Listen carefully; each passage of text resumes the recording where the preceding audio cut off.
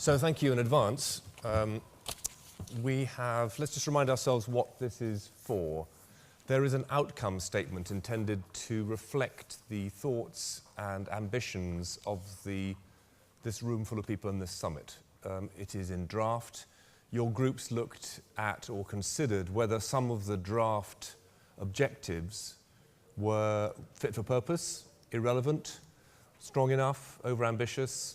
And we're going to hear now from those who were either chairing or reporting back from their groups on what the outcomes of your deliberations were. So if I were to start here, Molly, with you and ask you first, remind us which group you were responsible for, and then give us a flavour of the conversation. Sure. I was chairing the Information and Communications Technologies Working Group.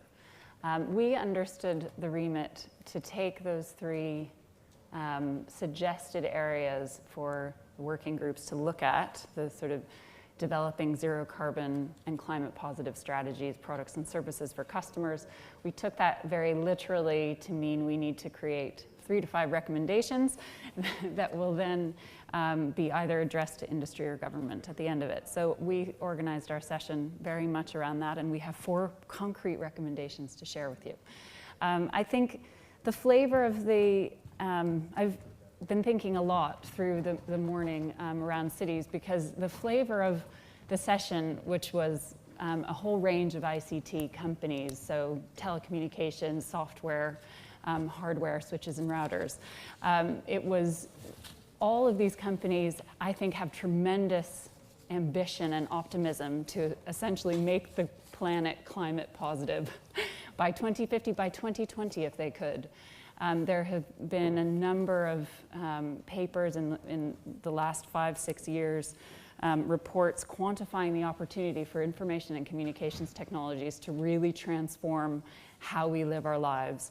We need to live in 2050 with 1/10 of the carbon that we live with today. This is something we say at the climate group that is a sort of a simpler way of looking at some of the numbers coming out of the IPCC and the International Energy Agency and others. So we really have a tremendous transformation that's required if we expect to be zero carbon or climate positive.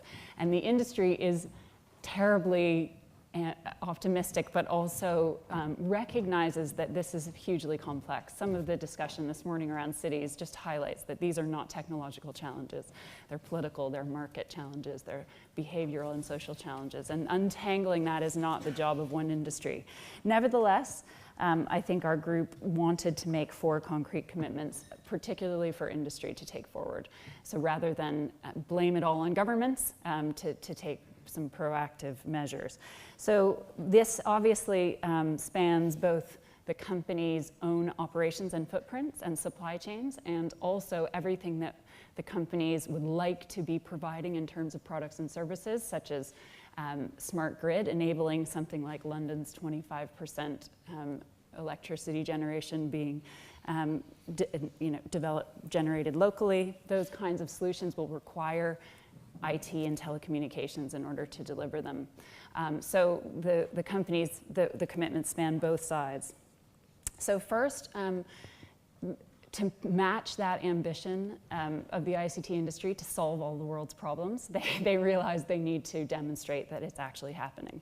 So for every unit of negative impact in terms of carbon emissions from, say, running a data center that provides a service, say a video conferencing service, they would like to contribute more in benefits to society. And for instance, BT was on the panel. They've already committed for every negative impact, 1 unit of negative impact, they will generate 3 times the positive impact in society. And they are also launching a methodology that is that can be picked apart and transparent. And I think, and our first commitment is, let's try and make some kind of standard around that so that we can actually measure what climate positive means for this industry.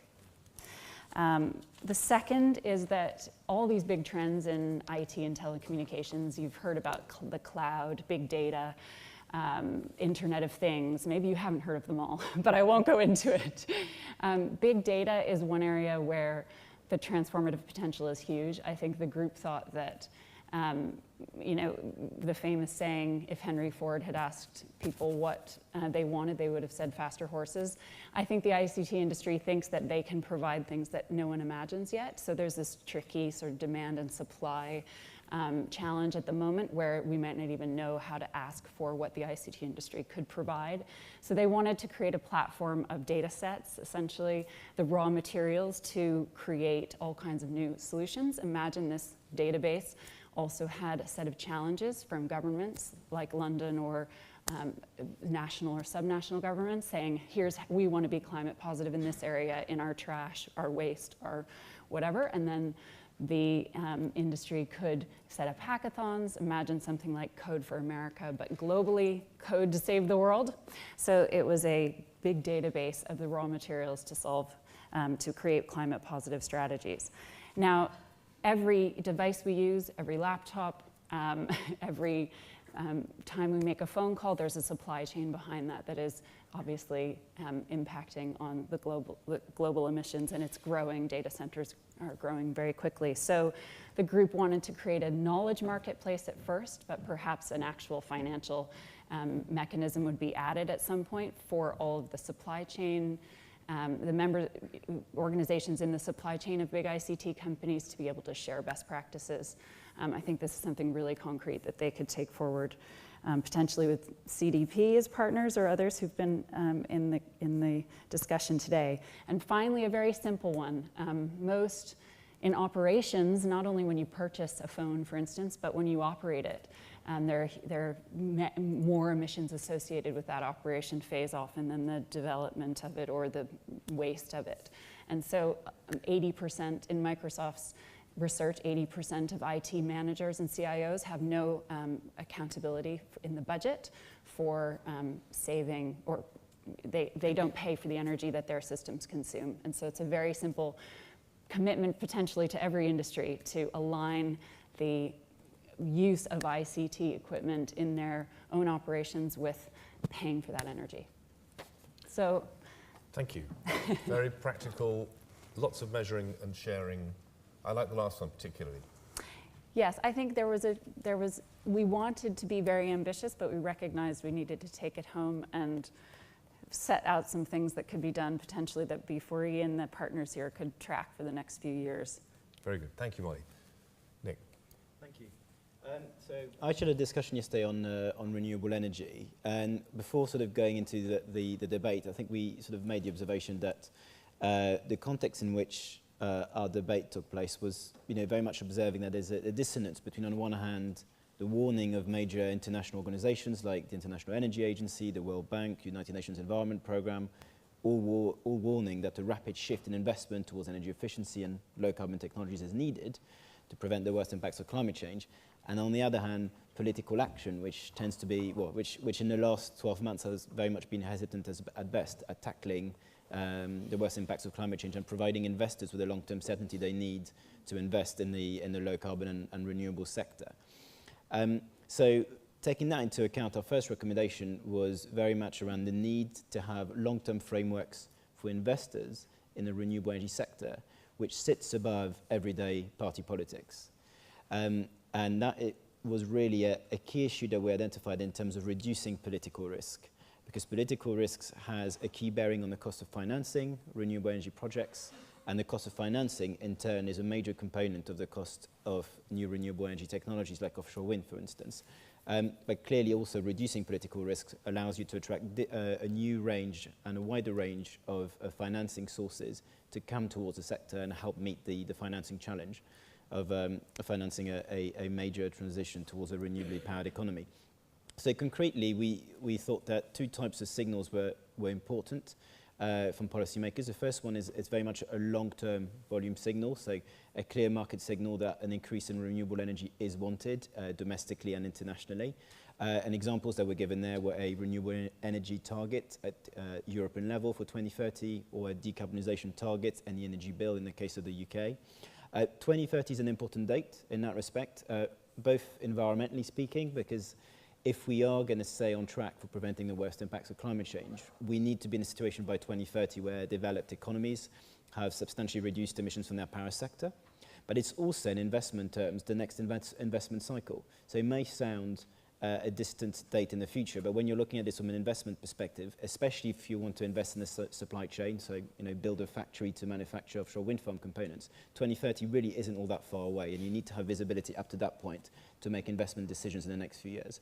But we also recognise the importance of having long-term financial support policies, and I think especially in the case of the UK, having some clarity as to the level of funding that will be available post-2020 for low-carbon projects and renewable energy projects is going to be important to help investors and project developers plan in advance and make investment decisions in the next few years. Now, having made those observations, we then developed a second goal, a very ambitious one, which was to drive as many renewable energy technologies as possible to international grid parity by 2020. Now, clearly that's very ambitious because you're dealing with a wide range of renewable energy technologies, from more mature ones such as solar, PV and onshore wind to far less mature ones like wave and tidal. But the key point behind having a bold objective like this is very much to say that those long-term frameworks that we want as our first objective very much sit in a context where we want that framework to help develop a thriving low-carbon economy and to help accelerate the cost reduction of renewable technologies. So that long-term framework is there for a purpose, which is to make those renewable energy technologies as mainstream and as affordable as possible. We then moved on away from the investment issue, more towards a communication issue. And it very much started with the observation that, especially in what I would call the Anglosphere, we tend to have, I think it's fair to say that the media coverage around issues pertaining to climate change science or renewable energy costs is often very misleading. And I think there was a recognition across the group that actually clearly we needed to see more proactive, accurate coverage of those issues, but that the responsibility for doing so went far beyond just governments. It extended to energy companies, it extended to editors in the media sphere, NGOs and others. And very much the call from the group was to see a greater proactive focus at putting out accurate information around climate change science and renewable energy, and in a way that is understandable by the public at large. We then moved from that point to discuss the issue of competition.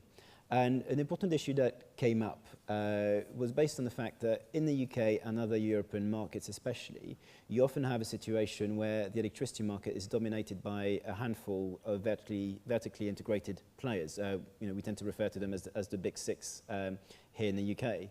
Now, the problem with that is that it very much makes it difficult for new entrants to come into the market. And you often sort of see, for instance, lots of small and medium enterprises trying to come into the market and offer the services, but finding it very difficult to get in there.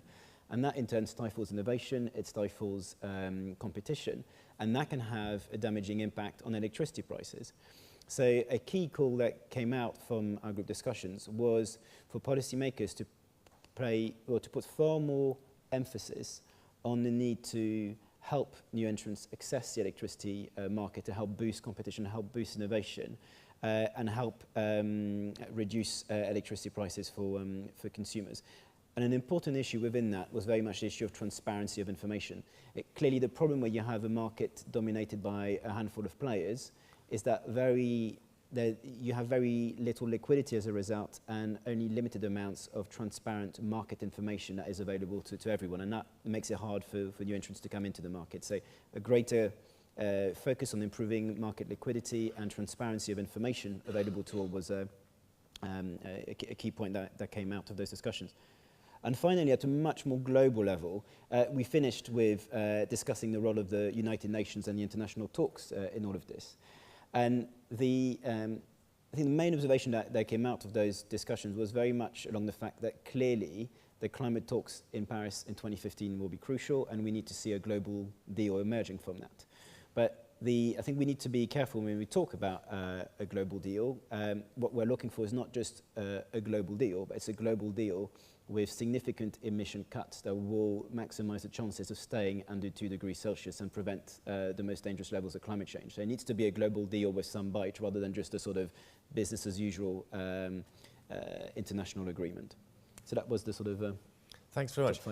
Is there a tension between your ambition or your group's ambition to take these issues above politics with a view that we still need financial incentives? Because in a world where money is politics, can those things coexist? Well, I think the key thing to bear in mind here is that a lot of renewable energy investments do not require large amounts of public money, but what they do require is clear public policy signals to leverage private investment. So I think what we're calling for are very simple, a series of small but long-term public policy measures where the rules don't change with every new government that comes in, and that investors can rely on. And that's where having clear volume signals in legislation, so targets that really have some bites and that are underpinned with clarity as to the level of funding that can be expected to be levied from consumer bills to finance projects, is going to be pretty important, because otherwise we're very much going to end up with stop-start investment cycles, and that will just increase costs and be detrimental to consumers as a whole. Very good, thanks. Peter. Thanks. Our group was on consumer products, and the recommendation was that we promote sustainable consumption, which is great for a 2-hour discussion condensed into 5 minutes. As I said, many of the themes that came through you'll have heard before, but you have to tell people things 6 times before they'll listen to you. So we had a good discussion. The way we did it was we split it into 3 areas. If you're promoting sustainable consumption, what are the business relationships needed with consumers? And we added customers as well there, so talking to consumers and customers. The second, what are the implications for businesses' own operations and what commitments should we look for there? And the third was systemic changes needed, policy or regulation or collaboration. So starting with the first of those, business relationships with consumers and customers. The recommendation there was what we need is a branded, industry-wide collaboration over consumer messaging and engagement. And we had a long discussion around the language. The language is absolutely key. We don't want to talk about education, because, and we don't want to talk about creating behaviour change. Consumers will change their behaviour if you give them the right aspirational messages and can create an attitudinal shift. But the language was absolutely key. There have been we had good examples of branded campaigns that have worked. The drinks industry, we had Diageo in the group. The responsible drinking campaign, everybody's got together on that one. Sustainable cleaning from the soap and detergent industry. They've, very clear messaging, but that's what's needed to get the message across to consumers. We had discussions of whether, we should be proactive or whether brands need to be proactive or reactive. I think the good thing that came out was people recognise that brands are relatively trusted, so they start from a fairly good base, unlike perhaps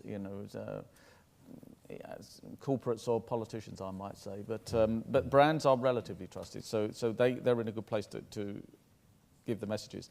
There was also discussion around whether this should be seen still as, is this an area of competitive advantage or is this collaboration? Have we moved past using it competitively? There was a split on this in that, collaboration is great, but competition favours innovation, and so you need a bit of both. And this idea of identifying the areas to collaborate and the areas to compete came through in all the discussions, I think. The other thing was, should we actually use the S word?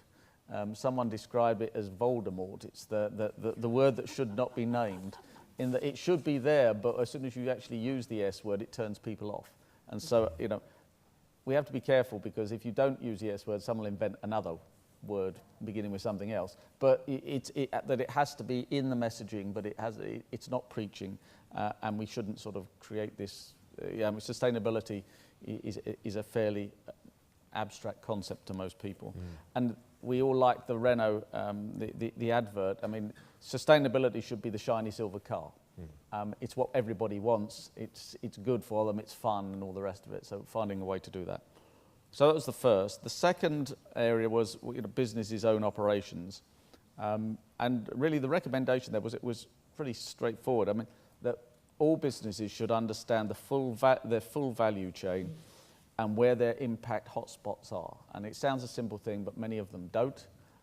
Some can't even know who their suppliers are. I mean, you've got to know who your suppliers are before you can actually find out where your impacts are. So just a commitment that everybody does that, and there is data out there. People, you know, the excuse, we don't have enough data. There are enough LCAs out there in the public domain. You can find out whatever sector you're in where your big impacts are likely to be. So it's fairly straightforward. Also, a call for the sharing of more best practice and data around the supply chain data. And SEDEX was mentioned as a good example of that, as a way to actually share audit data so that the suppliers don't get audited, you know, on every day of the week by someone different. Much more efficient, and that it's a fairly straightforward recommendation, but it would create a huge step forward. And the third one was around systemic changes, and again we came back to the collaboration idea, agreeing the areas where we compete and where we don't compete, absolutely key. Some of the collaborations we've heard about, the Consumer Goods Forum, have been very careful to walk around the competition law. And I know Sally said yesterday to stop moaning about competition law, but competition law is a fact of life, and you have to be very careful about it. And companies are very wary about even sitting down with their competitors. So being very clear on the boundaries. Also being very transparent so that people like the Commission and other organisations know what you're up to and what you're trying to do, so that it's a much more transparent operation. There was a call. The call was really for providing incentives, a smart public policy framework, regulation at the bottom to cut out the low performers, but an incentive-based system. So that you can actually encourage a race to the top. I mean, we've heard that before, but I think it's still a common message. There were some folks who were in favour of mandatory carbon reporting globally, and why not do it for water as well? And in all of this, the need for a stable public policy framework. I mean, if the price of carbon goes up and down, then it doesn't help anybody. So there were the three areas: business relationships with consumers, and that was the recommendation there was the branded collaboration over messaging. The business's own operation was understanding the full value chain, and on the systemic part was the call for incentive-based regulation to promote the race to the top. Lovely, thank you. I have some sympathy with the notion that the word sustainability is overused, abused, misunderstood, and really should be condemned. I like replacing with common sense. That seems to me to be a good possibility. Peter.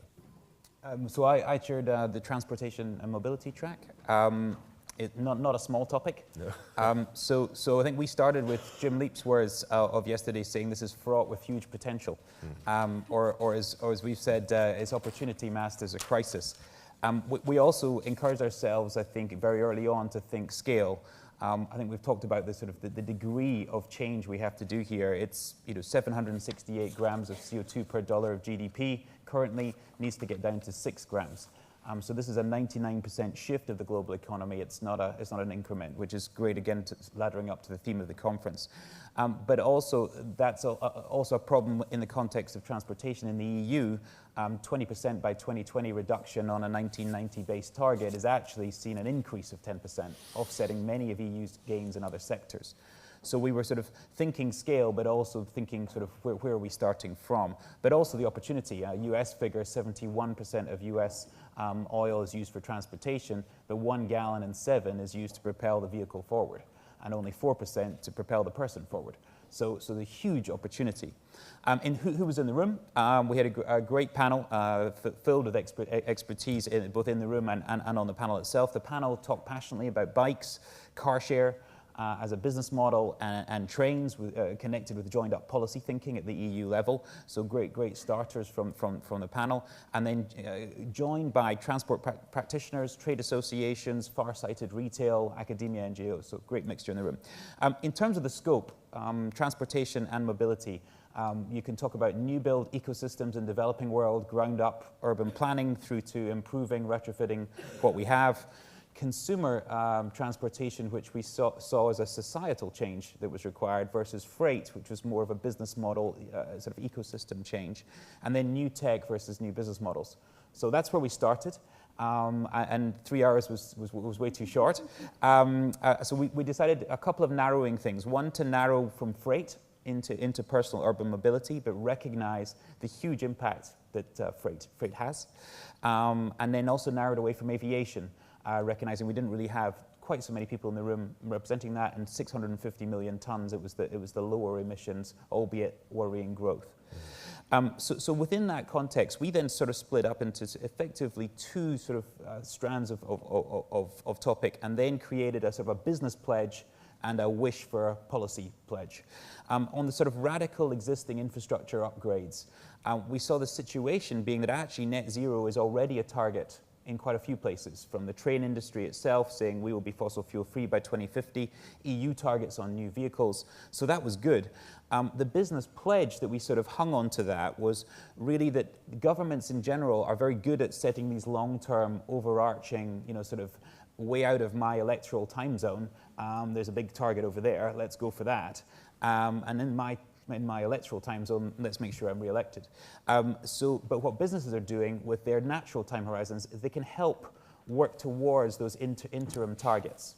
So that 2030 target, that 2050 target, actually businesses need to plan ahead at 2015, 2020, and they're better at doing it because they start at where they're at and where they need to get to in a more natural way. So that was one pledge, helping EU and national governments join up their targets to nearer term goals. The other piece was just obviously sort of working on their own fleets within that. On the kind of the policy wish situation, it was really sort of more of an upper level EU regional wish, which was really help by adopting those nearer term targets that business can help them come up with, and then pushing them back out as policy, making them mandatory. For instance, there's an EU transport bill, sort of the 20% reduction by 2030 on a 2008 level, really putting that in, making that mandatory drives change. And what was interesting was the industry sort of effectively welcoming those targets because they know they can meet them if the regulation's in there.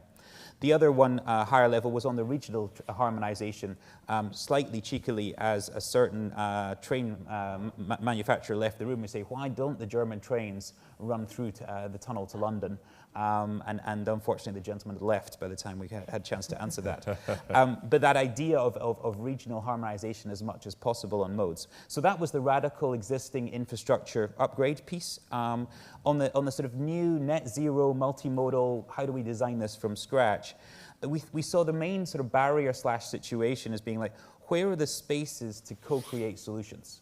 And whether that is transport companies getting together with other modes of transport companies and saying, what about we do this?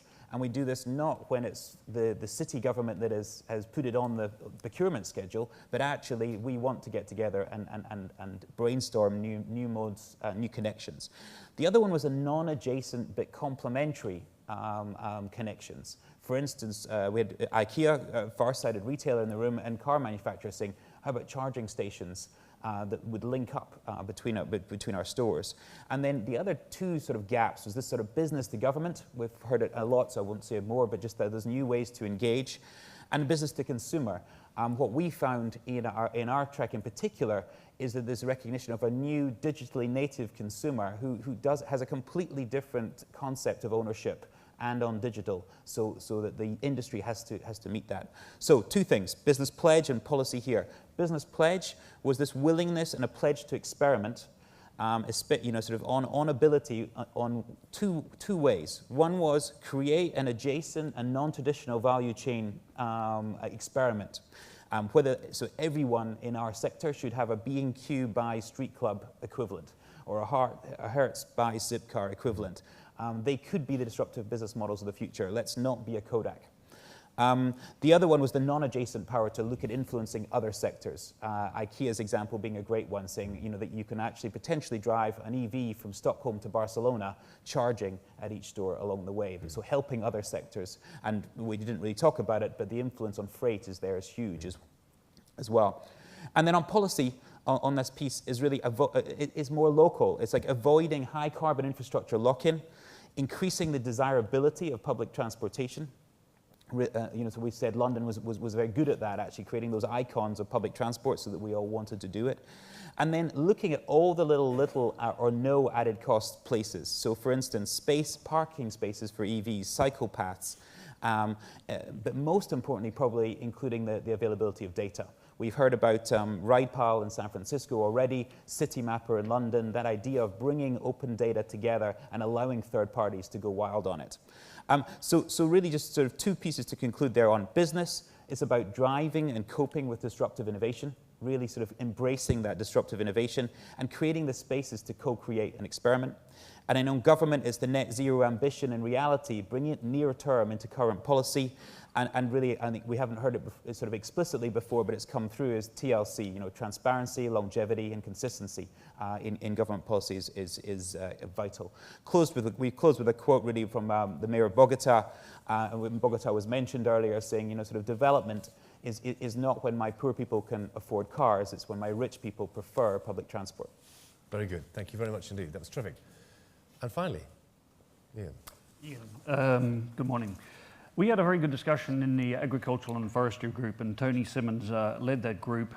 It wasn't till the close that actually Tony said he wasn't going to be here. So at short notice we scrambled, but I'm happy to report out a pretty active debate, and let's call it a wiring together of what we see as a building agenda. And really the agricultural agenda has been dominated by nothing more than food security. I think it's an overarching piece where you look at trying to manage the natural resources, that you're looking at the livelihoods of communities. But really, when you look at the pressure tactic where we have to produce 70% more food to feed a 9 billion population, there's a level of urgency there. And I think our discussion was trying to frame up an agenda that would be able to pull at all the moving parts of the diversity and complexity of agriculture that it has. What we're looking for, though, is it was heartening to have the forestry subject matter in there as well.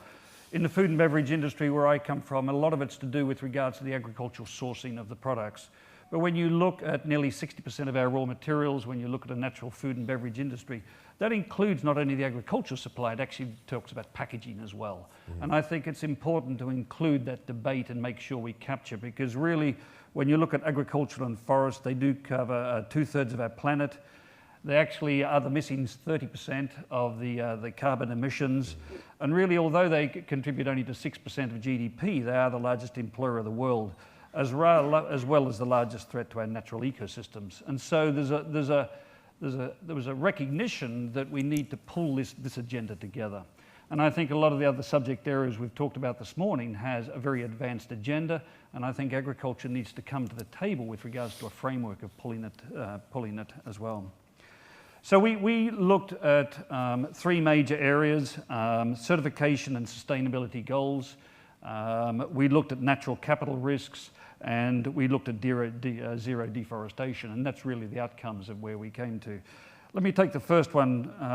Really, when you look at certification and sustainability goals, it's becoming a very, very busy space out there. When you look at the ITC, who actually has a record of all the industry sustainability codes, there's over 100, and it's marching upwards very, very quickly. So when you look at consistency, it's becoming very difficult to get a common language out there.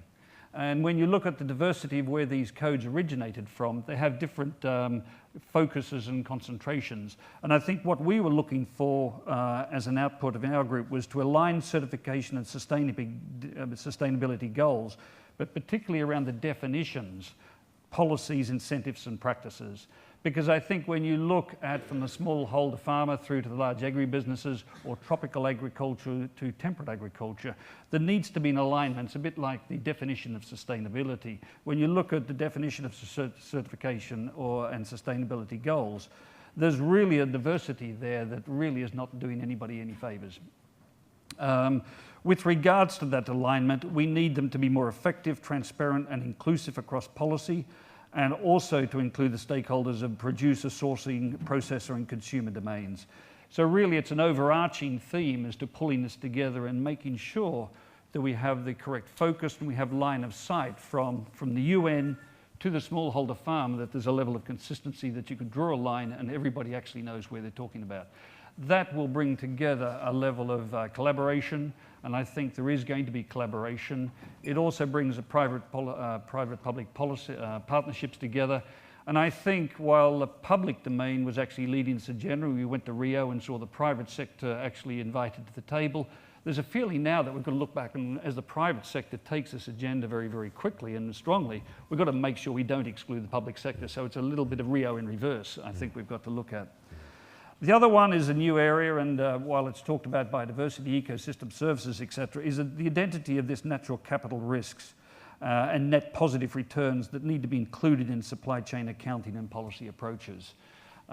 It's an area that I think is people aren't recognising the extended value of these areas, and I think they do need data and transparency required to transform the risks and externalities into shared costs and responsibilities.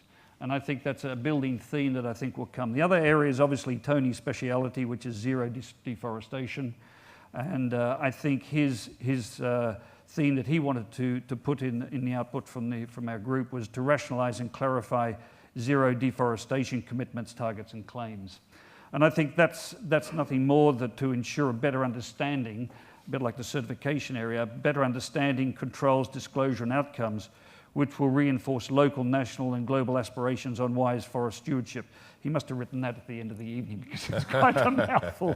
But I think that's nothing more than to actually set ourselves up for success. I think there's a lot of learning as actually we're trying to actually grapple with all the moving parts of agriculture, whereas a lot of the agendas have taken that and are actually going to neutral and from decline to neutral to positive. I think agriculture actually is trying to get a platform to move itself into Thanks, Ian, very much. And I think you're absolutely right to highlight that fact. I know that the Climate Change Committee here in the UK has said, well, we kind of know how to do buildings, we've now got to do it. We kind of know how to do transport, we've now got to do it.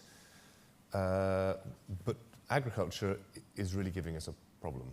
The very nature of the fact that it involves carbon in its just to operate at all means that's sort of where the rump of carbon is going to be in any, even the most thoughtful economy will have a rump of carbon in agriculture. And so I think you're right to highlight that as a real challenge. There was one element, there was a big caution there is don't look individually at agriculture.